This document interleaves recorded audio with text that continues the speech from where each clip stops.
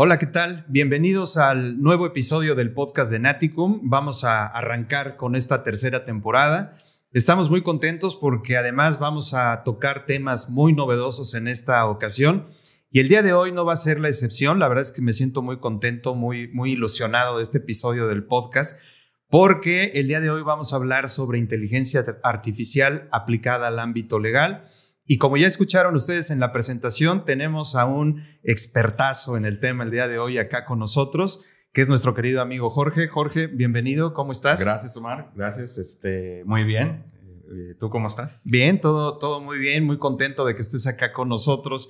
Fíjate que les quiero comentar aquí a la audiencia que tú y yo nos conocimos pues relativamente hace poco en una mesa en la Barra Mexicana de Abogados, en donde tuve la oportunidad de escucharte una presentación sobre inteligencia artificial y dije, definitivamente tenemos que arrancar la tercera temporada con Jorge, porque además es un tema sumamente relevante para la abogacía y yo creo que para la humanidad en general. Totalmente, sí. Pero para la abogacía representa un gran reto, Jorge, porque hay un sector de la abogacía muy pequeño que estamos convencidos que la inteligencia artificial es una gran herramienta. Pero el resto, hay muchos que ignoran qué es exactamente inteligencia artificial y hay otros tantos que están en contra, ¿no? Pensando en que en algún momento la inteligencia artificial pudiera desbancarnos de alguna manera, ¿no? Entonces, celebro que estés acá con nosotros, estoy muy contento y te agradezco además que nos regales estos minutos aquí para nuestra audiencia de Naticum. Y bueno, pues vamos a comenzar, Jorge. Yo creo que sería muy importante comenzar con la pregunta básica, ¿no? ¿Qué es inteligencia artificial? ¿Cómo podríamos entenderla en un lenguaje sencillo, digamos? Bueno, primero que nada, pues gracias por la invitación. Muy contento de estar aquí. Y bueno, la inteligencia artificial podríamos definirlo de muchas maneras, ¿no? Están las maneras formales, ¿no? Que que es un campo o un área de las ciencias informáticas o computacionales que lo que intenta es lograr que las máquinas resuelvan problemas como los resolvemos nosotros los humanos. Esto no es nuevo, o sea, digo, ahorita está saltando por todos lados por toda esta efervescencia que hay, ¿no? Desde los medios tradicionales hasta las redes sociales, ¿no? Por todas las noticias y un poquito a veces exageradas de repente, ¿no? Que si dos inteligencias artificiales se hablaron y nadie les entendió y les apagaron. Entonces hay mucha efervescencia, hay mucha desinformación también, pero básicamente eso es lo que intenta el campo de la inteligencia artificial y es algo que inició desde la computación moderna.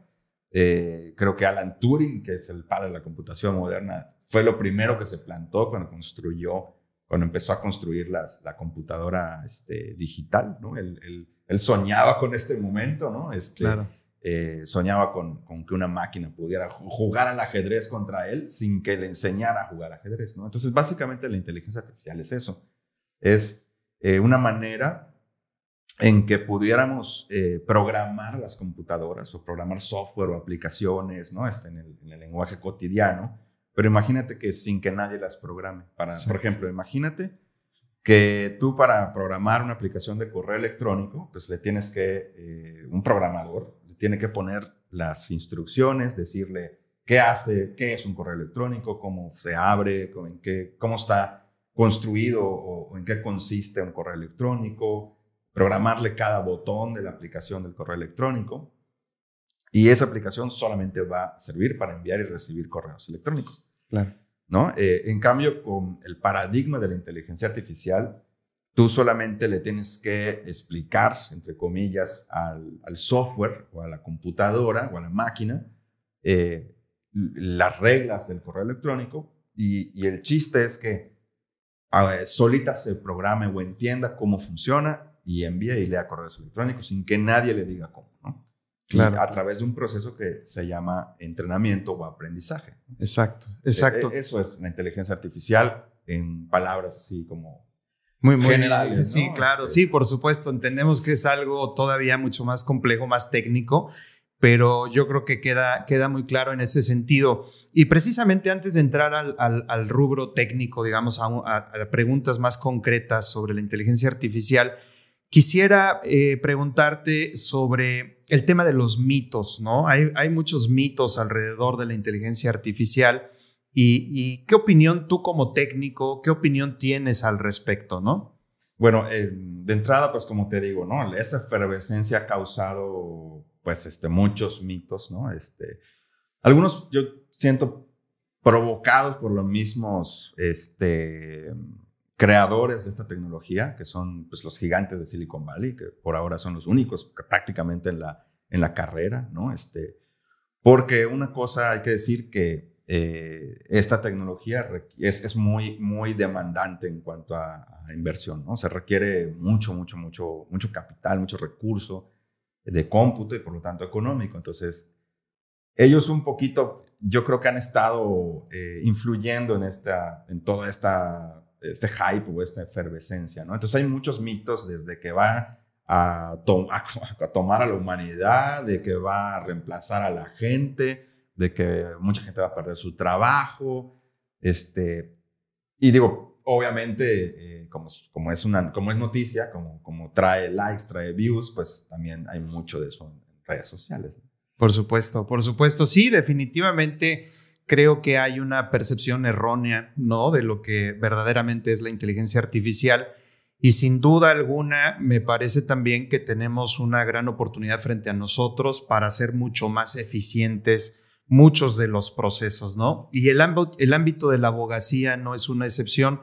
Nosotros manejamos muchos datos. La realidad es que si tuviéramos que hacer un conteo de las sentencias que diariamente dictan los tribunales y de todos los datos que se contienen allá, no solo datos personales me refiero, sino datos en concreto, criterios, aportaciones jurídicas, pues sería una labor interminable. Y la realidad es que hoy la inteligencia artificial nos puede ayudar bastante en todo ese procesamiento de los datos. Pero para que nos quede claro, en términos generales, y luego si pudieras ejemplificarlo en el ámbito legal, ¿cómo funciona entonces este entrenamiento de los lenguajes? ¿A qué nos referimos cuando estamos entrenando al lenguaje? Sí, mira, el tema del lenguaje, que es lo que vino a traer toda esta efervescencia, que esta ola, es uno de los hitos o los parteaguas, ¿no? De esta tecnología, porque como te decía, esto viene de hace décadas atrás, pero apenas hace un par de años, entre 2016 y 17 por allá, fue que logramos, o sea, bueno, se logró, digamos, hacer un modelo que lograra entender los patrones subyacentes en el lenguaje o en los lenguajes pues que usamos los seres humanos, ¿no? Y a partir de ahí sale GPT y todo, ¿no? Entonces, básicamente, este tipo de tecnologías son muy buenas, tanto encontrando y digiriendo información del lenguaje, ¿no? Como generando también, o digamos, decodificando lenguaje, ¿no? Entonces, es muy útil en el campo, por ejemplo, de la abogacía, que como dices, se digiere muchísimo lenguaje, muchísimos textos. Así es. Es muy buena para hacer investigación, o sea, es decir, si yo tengo 1000 documentos y estoy buscando algo en particular, es muy buena y muy eficiente para encontrarlo, ¿no? Claro. Como el problema de la aguja en el pajar. Claro. Es muy, muy buena. O sea, es algo que sí nos ahorra mucho tiempo, porque lo que nosotros hacemos, que es a lo mejor revisar esos 1000 documentos, ¿no? Darles una leída, por muy rápido que seas, pues te va a llevar a lo mejor semanas. Esta tecnología hace lo mismo, pero lo hace en segundos, ¿no? Entonces te permite decir, bueno, aquí está lo que estás buscando, ¿no? Entonces, de entrada ahí, yo creo que ya te ahorró un chorro de tiempo, ¿no? Así es. Y la otra, pues, es generar, a partir de información digerida o leída, documentos, o sea, otro documento, ¿no? Pues puedes decir, oye, básate en esto y genera esto otro. Ahora, ¿cómo se entrenan estos modelos o esta tecnología? Digamos que podemos imaginar como un cerebro digital, ¿no? Que es, no voy a entrar en tecnicismos, pero digamos que lo que se hace es que se le pasan muchos textos, muchos, cuando hablo de muchos son billones o creo que hasta trillones de textos a estos modelos, allá, como te digo, en Silicon Valley. Claro. ¿No? Y es un proceso que también por eso es tan costoso. Y empieza como a aprender, es decir, se empieza como a ajustar.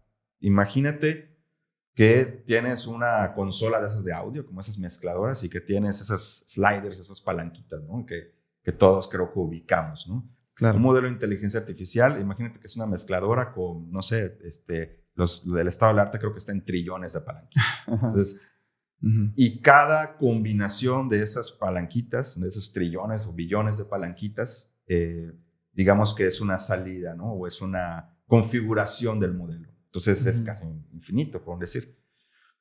Entonces lo que hace, o el proceso de entrenamiento lo que hace es, se le va pasando los textos que son los que ha producido la humanidad, ¿no? Desde libros, cosas que están digitalizadas en internet y así. Y se va como autoajustando, va aprendiendo más o menos bioinspirado en cómo nosotros funcionamos. Claro. Es básicamente el proceso, ¿no? Y después de muchas horas de entrenamiento y muchos millones de dólares y megawatts y demás, tienen a ese modelo ya entrenado, ¿no? Con toda esa información, que es básicamente, es como algo que comprime toda esa información, ¿no? Imagínate que tú pudieras comprimir en un zip, imagínate, ¿no? Toda la información que hay en internet, que la pudieras apachurrar. Claro. Y que cuando tú quisieras recuperar algún documento de ese zip, simplemente al descomprimirlo, te lo intentara generar lo más parecido que es el documento a lo que estudió, ¿no? Claro. La diferencia con el cerebro de inteligencia artificial y el zip es que el zip trata de que no haya pérdida, porque si no sale exactamente el archivo como lo metiste, estamos en un problema, ¿no? La inteligencia artificial es como un zip, pero que tiene mucha compresión, ¿no? Entonces, al hacer esa compresión, no puede replicarlo exactamente. Entonces, lo intenta replicar, lo intenta regenerar, pero con sus propias palabras. Por supuesto. Entonces, porque tiene mucha compresión. Entonces, eso es básicamente un cerebro de lenguaje, ¿no? De inteligencia artificial. Sí, y comentabas ahorita el tema de ChatGPT. Yo te quiero comentar, yo soy un fan de ChatGPT, bueno, y de muchas de las plataformas, ¿no? Pero contigo particularmente compartí incluso prompts y todo esto para jugar con un poco con la inteligencia. Jugar y al mismo tiempo aterrizarlo en cosas ya muy prácticas, ¿no? Pero creo que valdría la pena para quienes no están tan involucrados en estos temas, explicarles un poco qué es ChatGPT, ¿no? O sea, ¿a qué nos referimos cuando hablamos de ChatGPT? Bueno, ChatGPT junto con muchas otras, bueno, algunas otras que están por allá en internet, como chatbots, digamos, es una aplicación que está por encima de esos cerebros digitales que estamos hablando, ¿no? Es como, imagínate que está el cerebro digital, que es el que sabe cómo generar texto, ¿no? A partir de una entrada de texto, que es lo que estamos explicando, y que ya aprendió todos esos trillones de documentos, billones de documentos. Y encimita tienes una aplicación que es el ChatGPT, que lo que hace es poner esto, digamos, consume este cerebro y lo pone como una aplicación o un formato de chat, o sea, de conversacional, ¿no? Que tú le preguntas y el cerebro te contesta, ¿no? Claro. Entonces, básicamente eso es ChatGPT, es una aplicación conversacional que está, ¿cómo se dice? Alimentada o corre por encima de estos modelos poderosos de lenguaje. Así es, así es. Y efectivamente yo me he dado cuenta, ahorita resumiendo un poco estas dos respuestas, cuando está detrás de esa aplicación el lenguaje que tú ya nos acabas de explicar, estos millones y millones de datos que tiene la aplicación, y cuando yo empiezo a intercambiar información con la plataforma ChatGPT, me he dado cuenta que al día de hoy la plataforma está completamente adaptada a mí, a mis necesidades como abogado. Me arroja ya respuestas como si verdaderamente estuviera yo dialogando con un abogado, ¿no? Sí. Que no lo hacía al principio. Cuando recién empecé, pues empecé con consultas muy genéricas y hoy realmente ya le hago cuestionamientos muy concretos para hacer comparativas de normas, para hacer comparativas de casos, por ejemplo, y veo que me arroja respuestas muy en concreto, ¿no? Y comentábamos ahorita de cómo dialogamos. ¿Podrías explicarnos qué es el prompt? Porque lo escucha mucho también nuestra audiencia, pero tal vez explicarles qué es, ¿no? Claro. El prompt no es otra cosa que el texto, bueno, la entrada, porque ya no solo es texto, que es también otra cosa que hay que mencionar. En los últimos años estos modelos además se han vuelto multimodales, es decir, ya pueden ver, no sé, es decir, pueden interpretar imágenes, pueden escuchar audios y aparte pueden producir texto, ¿no? Entonces el prompt ahora puede ser audio, imagen o texto, que es lo que, digamos, provoca que el modelo nos dé una salida, ¿no? O sea, el modelo, imagínense el modelo como una función matemática, digamos, que tiene una entrada como que tengas, no sé, la función de x al cuadrado, ¿no? Entonces tú le pasas un 2 y te lo eleva al cuadrado y te da el resultado. Bueno, aquí recibo una entrada, hace algo y me devuelve una salida. Okay. Entonces, esa entrada es el prompt, ¿no? Es lo que le vamos a decir, o sea, lo que le vamos a pasar en palabras, en el lenguaje que usemos, va a provocar diferentes salidas. Entonces, hay una cosa que se llama ingeniería de prompt, ¿no? Que es una, como este conjunto de técnicas que se han venido desarrollando, que además es como una, casi como una disciplina nueva de unos años para acá, ¿no? Que es ingeniería de prompts, ¿no? No existía algo así. Uh-huh. Que es básicamente técnicas rebuscadas, avanzadas para sacar lo mejor del modelo, ¿no? Por supuesto. Porque el modelo es una función, una función basada en lenguaje, ¿no? Si tú le pones hola, pues no le estás dando a lo mejor mucho contexto. Es una entrada a lo mejor que no te va a decir mucho. O si tú le pones hazme un contrato de compra-venta, pues el modelo pues, te va a decir, bueno, ¿de qué? ¿No? Claro. Que también hay otra cosa que hay que aclarar, sobre todo para quien a lo mejor no está muy familiarizado con esta tecnología. No es ni una lámpara mágica, ni es la panacea. Es una herramienta. Y es una herramienta que está hecha con el objetivo primordial de contestar, de escupir texto, de responder algo, ¿no? Claro. No sé si tú utilizaste ChatGPT muy al inicio, ¿no? Y que hubieran incluso muchas noticias al respecto, incluso de abogados, ¿no? En Estados Unidos. Así es, de un abogado que ganó un caso, ¿no? Con una jurisprudencia que no existía. Que no existía, sí. Y bueno, porque, y entonces, de hecho a eso se le llama en el argot de inteligencia artificial, alucinaciones del modelo, ¿no? Que dices, oye, es que el modelo se me inventó una jurisprudencia. Claro. Y esto es porque en realidad, bueno, al menos los modelos anteriores no piensan, o sea, realmente no, ni siquiera, bueno, yo soy hay posturas diferentes, pero yo soy de la postura de que no piensan, o sea, realmente sí te está diciendo cosas muy coherentes, es una súper herramienta, pero no entienden como tú y como yo el contexto del entorno, del mundo, no saben lo que están diciendo. Claro. No pueden evaluarlo como tú y yo lo podríamos evaluar como personas. Esto ha mejorado y lo que tú quieras, pero hay que recordar que son herramientas que están entrenadas o cuya función es entrada y dar una salida, ¿no? ¿Cuál? Claro. La que sea, que en ese momento no te pueden decir no lo sé, ¿no?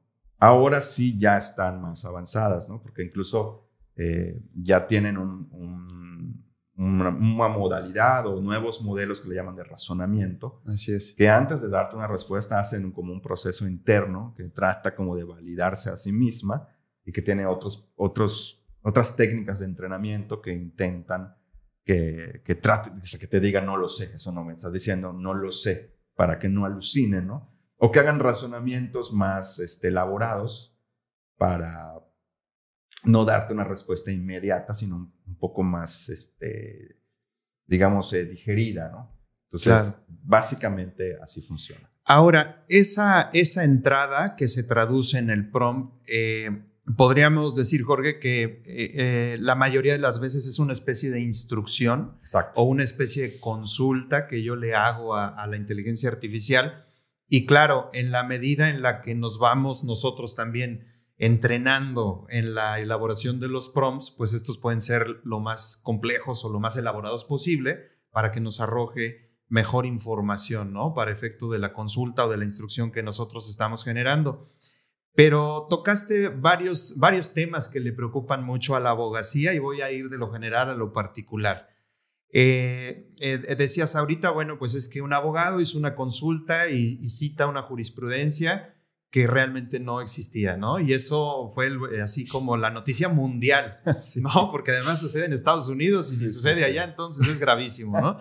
Y sumado a eso, bueno, nos hemos dado cuenta, a mí y a ti que nos gusta mucho este tema del audio y que nos gusta también el tema de los podcasts, hay cualquier cantidad de aplicaciones para que yo clone mi voz, ¿no? Para que clone mi imagen. De hecho, te confieso que yo lo he hecho. O sea, ya tengo mi clon y tengo mi voz también ya registrada y todo, bueno, en una plataforma. Y hoy podríamos estar grabando este episodio realmente asistidos de inteligencia artificial, ¿no? O sea, la realidad es que ya en ese sentido se ha avanzado muchísimo y preocupa mucho a la abogacía el mal uso que le podamos dar a este tipo de aplicaciones, a este tipo de plataformas, porque llegamos a ver aquella fotografía del Papa Francisco con una chamarra blanca, creo, ¿no? Por allá salió, ¿no? O ahorita que el presidente Zelensky de Ucrania se peleó con Trump, pues salen ahí dándose golpes los dos, ¿no? Sí, claro. Y todo eso se generó a través de una plataforma de inteligencia artificial. Entonces, a la abogacía nos preocupa mucho esto y antes de aterrizar, digamos, en para qué sí nos sirve, en tu experiencia, ¿qué medidas preventivas deberíamos de adoptar ahorita los abogados? Yo creo que negarnos de que esto no puede suceder en mi despacho va a ser difícil, ¿no? Claro. O sea, nos va a ganar. Sí. Entonces creo yo que hoy, ¿qué tendríamos que hacer como abogados para empezar a aceptar, para empezar a convencernos de los beneficios que tiene la inteligencia artificial y sobre todo para prevenir situaciones jurídicas que pudieran comprometernos? En tu opinión, técnicamente, ¿qué deberíamos de hacer? Yo creo que, como bien dices, es muy importante involucrarse. Porque esto ni siquiera es una ola, es un tsunami, que como bien dices, no hay manera de evitarlo. Es como que estuviéramos tratando de evitar la llegada de la electricidad o algo así. Dijeron, no, esto no, es peligroso, ¿no? Esto va a llegar, ¿no? De hecho, ya está llegando y está siendo empujado por inversiones, por capitales muy poderosos, intereses además muy poderosos. Ya vimos a Trump diciendo que le va a meter $500 billones. Es correcto. ¿Por qué? Porque quieren la supremacía, porque saben que además en el tema armamentista y todo esto va a ser la clave, ¿no? Es la tecnología, por supuesto, más poderosa, junto con el tema de los chips cuánticos y la computación cuántica, que sumadas van a ser, ni siquiera te puedo decir qué, ¿no? O sea, es futurear demasiado, pero... Así es. Henry Kissinger tiene un libro... escribió un libro antes de morir sobre inteligencia artificial y tocaba estos dos puntos que tú comentas. A ver, esto nos debe preocupar en los conflictos armados, dice, porque ya vamos a tener el nivel preciso para realizar un ataque y saber a qué hora y en qué momento, etcétera. Dice, y uno donde positivamente se va a poder utilizar es en el tema de la salud. Imagínense que la inteligencia artificial encuentre la cura a las enfermedades que nosotros no hemos encontrado, ¿no? Perdóname, te interrumpí, pero creo que venía bien la acotación. Totalmente de acuerdo en lo que dices, y efectivamente, ¿no? Y digo, bueno, como en todas las otras tecnologías y en todas las otras revoluciones industriales o tecnológicas, siempre pues, las malas noticias son las que salen. Se propagan más rápido, ¿no? Porque poca gente sabe que el año pasado ganaron 2 premios Nobel, uno, un canadiense, que es apodado el padre de la inteligencia artificial, que es Geoffrey Hinton, y gente de DeepMind, que es un laboratorio de inteligencia artificial, que ahora es parte de Google, ¿no? Que al principio lo consigue inversiones y así, y luego lo acaba adquiriendo Google, que de hecho DeepMind gana el premio Nobel por sus avances en la medicina, ¿no? En el tema de encontrar formas en que se desdoblan las proteínas con inteligencia artificial, cosa que nadie había logrado y que ellos logran hacer de manera espectacular. y ganan un premio, creo que Nobel de Química. Y el otro, Hinton, gana en el de Física, ¿no? Entonces, regresando al punto de lo que decías, de las imágenes y todo esto, ahí hay un tema, creo yo, de regulación, ¿no? Porque es un tema ya de suplantación de identidad, de mal uso de esta tecnología, que como dices, tampoco lo vamos a poder evitar, ¿no? O sea, claro. Entonces va a ser muy difícil, yo creo, evitarlo. Ya lo estamos viendo. No hay regulaciones que yo sepa, no sé, a lo mejor tú has leído más al respecto, estás más metido en el tema. Está la Comunidad Europea, que tiene su marco regulatorio, han sido criticados en algunos círculos precisamente porque están frenando también la innovación, por ser muy restrictivos. Y está Estados Unidos, que es todo lo contrario, que ya de hecho con Trump ya es así de venga. O sea, así lo que venga, ¿no? Y quitó todos los candados y los ¿cómo se llama? Los barandales, ¿no? Y restricciones de seguridad que había puesto Biden, ¿no? Y dijo, no, le voy a meter lana. Y además, ¿saben qué? Digo, además tiene a uno de los más interesados en que esto suceda, que es Elon Musk, ¿no? Que es uno de los que quieren esa supremacía. Tiene un modelo, por supuesto, muy bueno, que sacó Grok 3 ahorita, que es incluso mejor que el de ChatGPT, la verdad, ¿no? Pero tiene ese tema de no censura y que si libertario y que si no sé qué. Entonces, bajo toda esa sopa de cosas que están pasando, pues yo creo que hay que ponerse las pilas cada quien, los países, en regular, ¿no? ¿Quién puede usar esta tecnología? ¿Cómo se va a castigar a quien le dé mal uso? Poder rastrear quién la utilice mal, quién está haciendo uso indebido, claro, ¿no? Porque además, hoy en día toda nuestra vida está en digital. O sea, realmente casi existimos en digital más que hasta fuera de las redes, ¿no? Sí, por supuesto. Sí, definitivamente. Regulación nos hace falta mucho, vamos, ¿no? Estoy convencido de que estamos en cero prácticamente por lo que hace a la inteligencia artificial. Yo me atrevería a decir que incluso en América Latina, ¿no?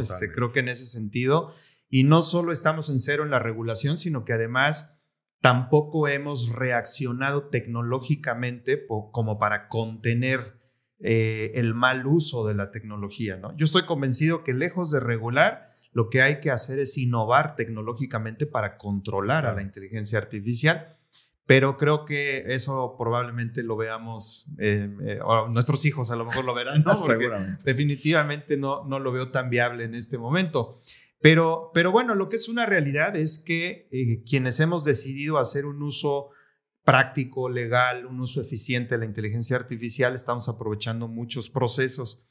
Y precisamente ChatGPT también hace poco abrió uno de sus módulos relativo a tareas, ¿no? Relativo a un rubro en donde tú le puedes encomendar una serie de tareas.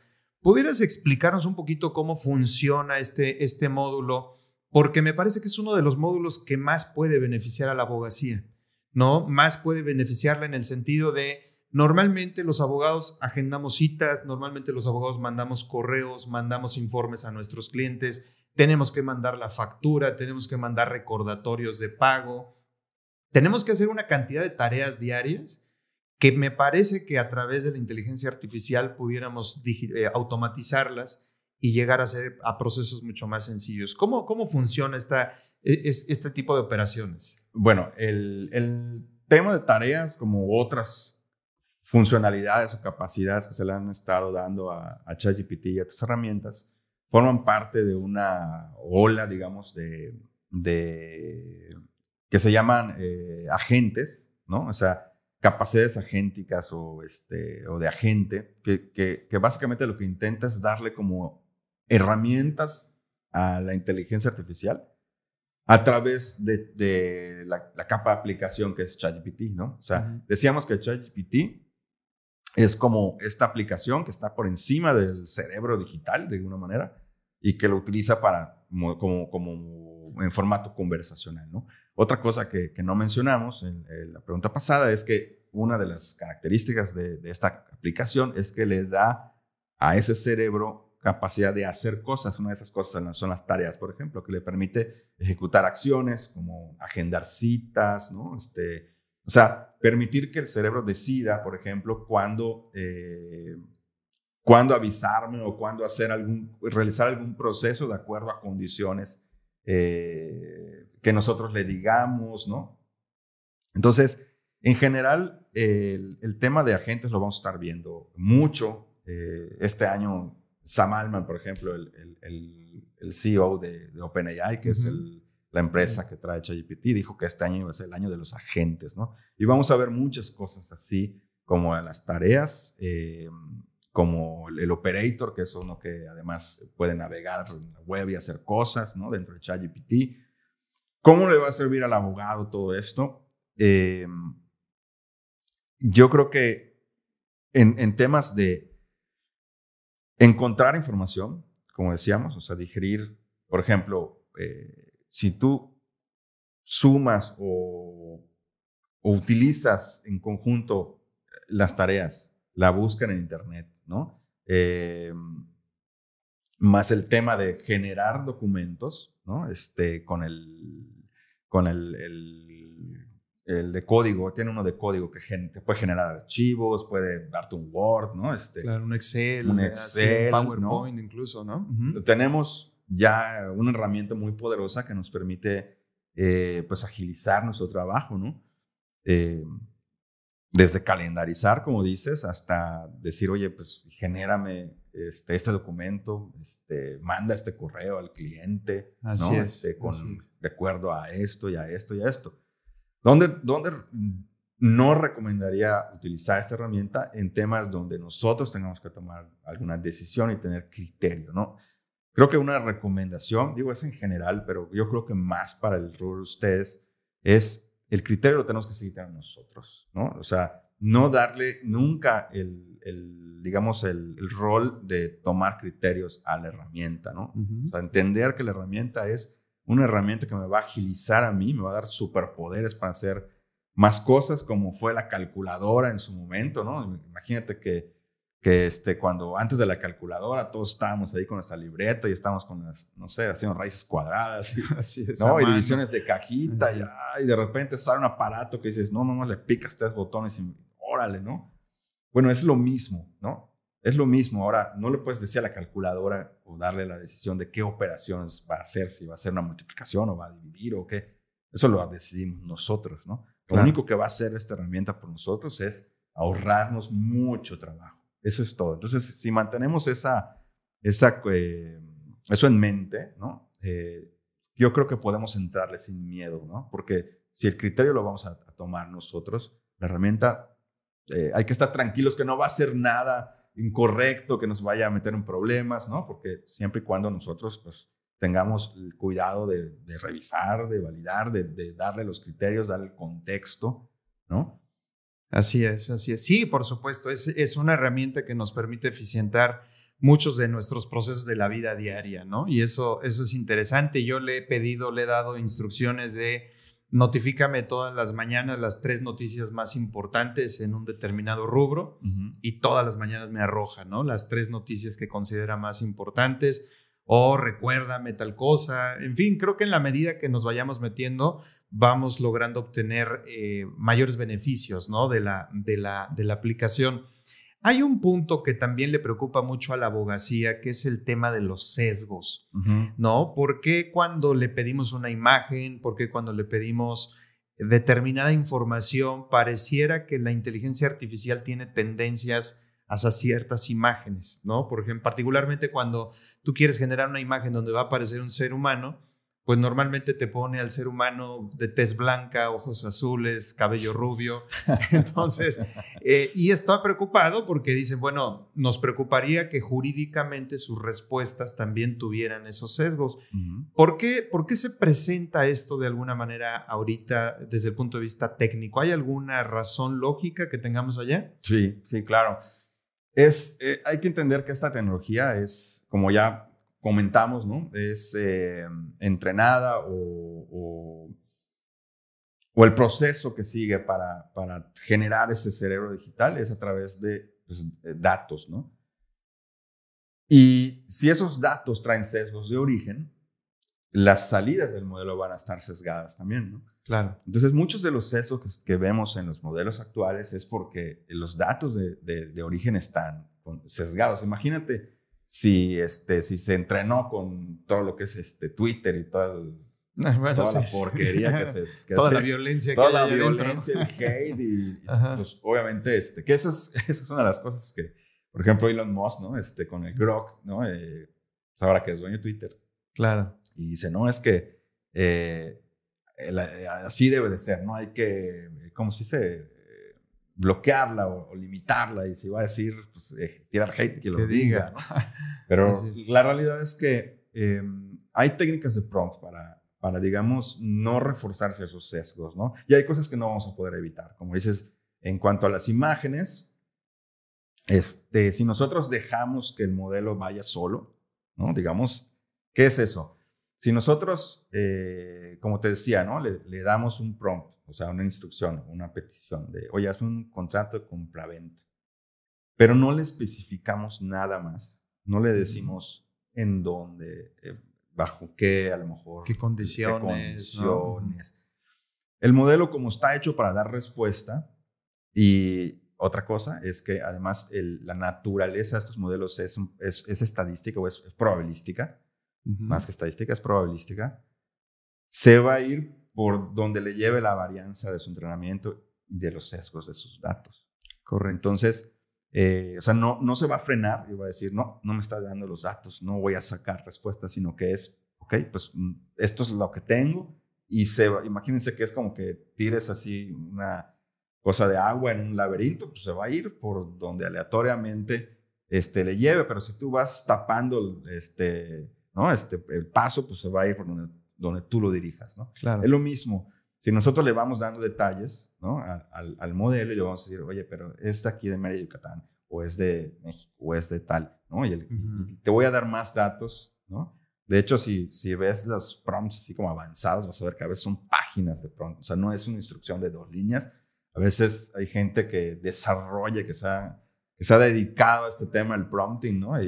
Y su prompt es una página completa, ¿no? De instrucciones o de información. Dándole un chorro de contexto. ¿Por qué? Porque está tratando de dirigirla hacia el modelo hacia un sesgo que él quiera, o tratando de centrarlo un poquito para que no esté sesgado. Así es. Que eso que comentas es muy interesante, esta ingeniería del prompting, porque yo he comentado con los abogados del despacho que están empezando a ver inteligencia artificial.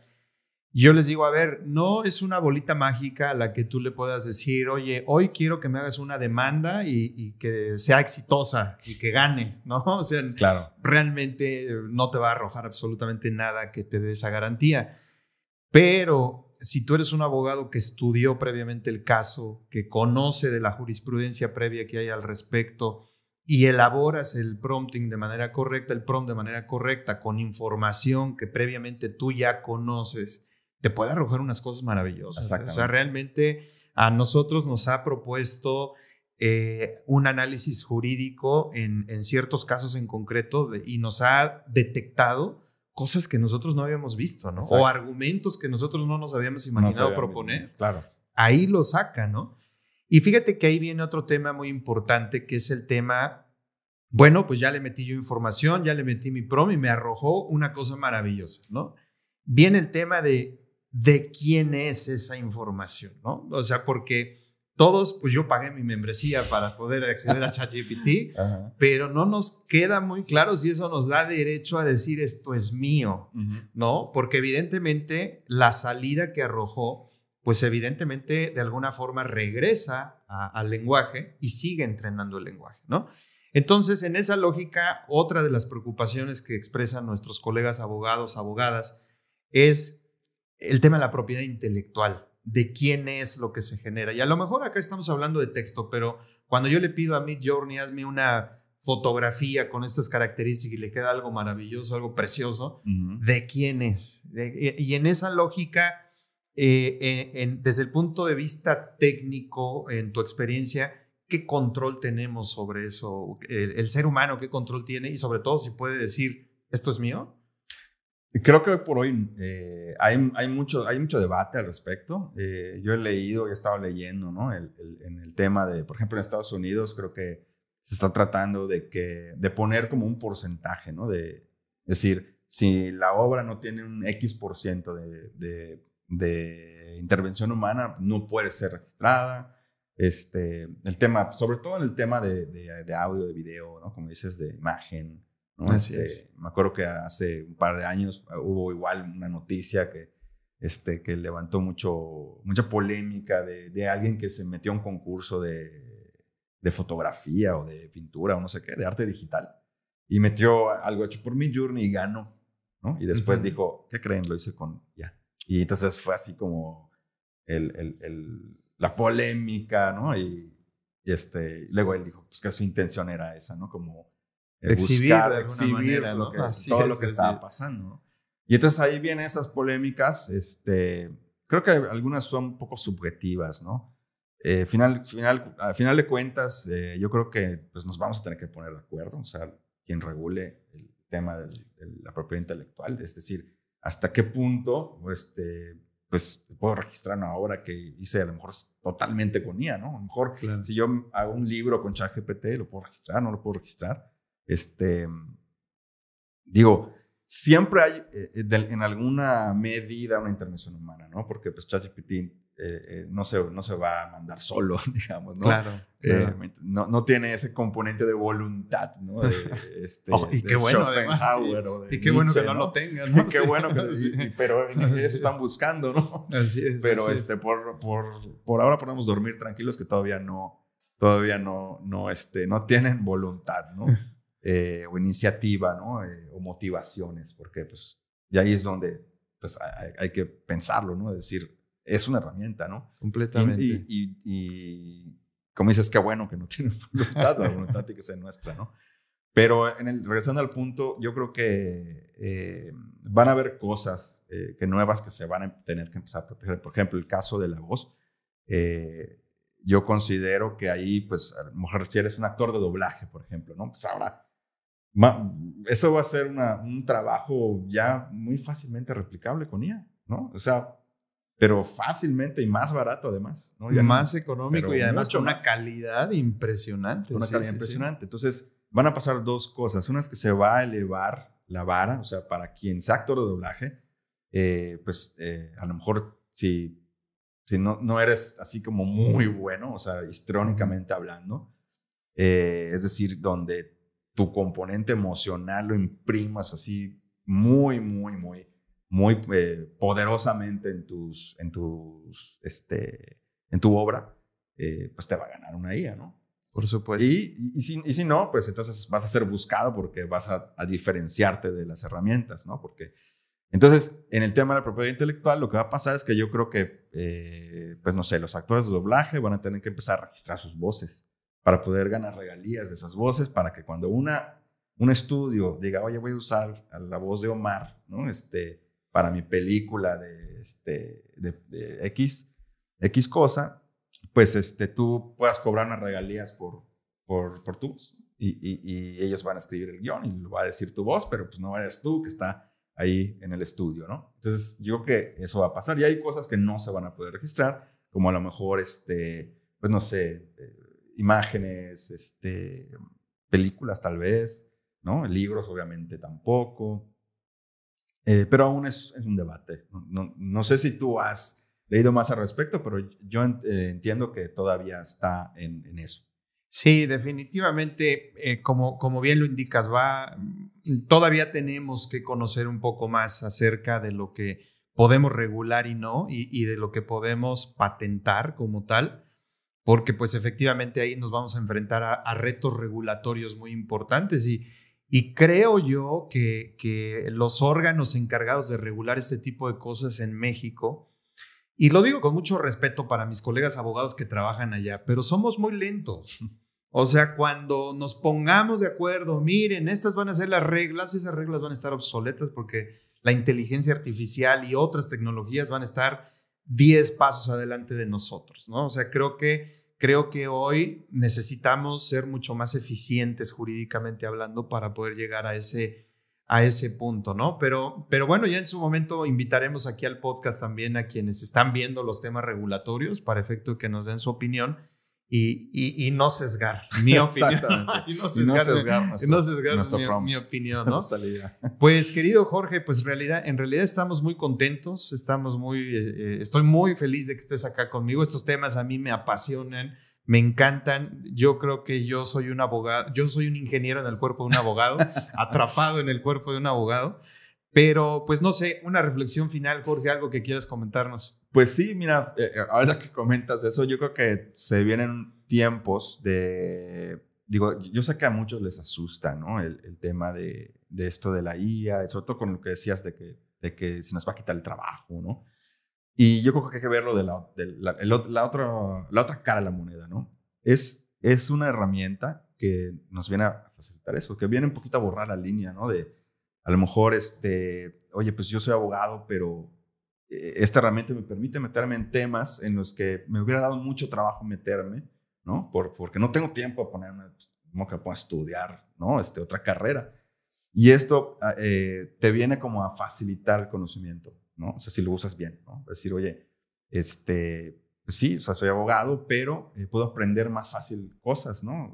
Con esta herramienta. Claro. Y la otra es que en el tema de justamente de lo que estabas comentando, una de las razones por las que no tenemos que tener miedo de perder nuestro trabajo es que si nosotros somos los que tenemos que armar ese prompt que decías, ¿no? O sea, si yo, por ejemplo, que no soy abogado, intento llevar un juicio, una demanda o algo así, y ahí me pongo ahí como loco, sin investigar ni nada, ¿no? Y además decirle, hazme una demanda que gane, ¿no? Así es. Pues obviamente le voy a hacer todo un desastre, ¿no? Pero si yo tengo el conocimiento, si yo tengo un bagaje, si yo tengo experiencia, si yo decido qué le voy a poner, qué contexto le voy a dar para que sea una propuesta ganadora, entonces muy probablemente me va a hacer llegar a esa propuesta ganadora más rápido, viendo cosas que a lo mejor no hubiera visto, no porque yo sea tonto, sino porque no tengo el tiempo de digerir tanta información y esto me hace ver cosas más rápido. Entonces, no hay que tener miedo, al contrario, creo que son tiempos de fortalecer o trabajar nuestras fortalezas personales, ¿no? Nuestros soft skills, nuestro bagaje, ¿no? Nuestra experiencia, para usar estas herramientas realmente con ¿cómo se llama? Con información, con conocimiento de causa y que realmente nos dé superpoderes, esteroides. Así es. Ahorita que comentaste lo del abogado, me acordé de aquella película de Leonardo DiCaprio, Catch Me If You Can. Ajá. Imagínate que ese personaje hubiera tenido inteligencia artificial en ese momento. Nos hubiera vuelto locos, ¿no? A todos. Pero bueno, querido Jorge, muchísimas gracias. Te reitero, me da mucho gusto que nos hayas acompañado el día de hoy.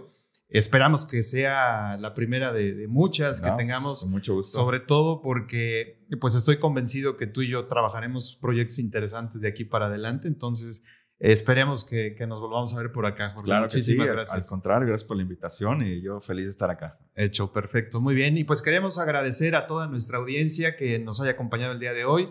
Recuerden visitar nuestra página de internet, suscribirse a todas nuestras redes sociales. Hasta la próxima.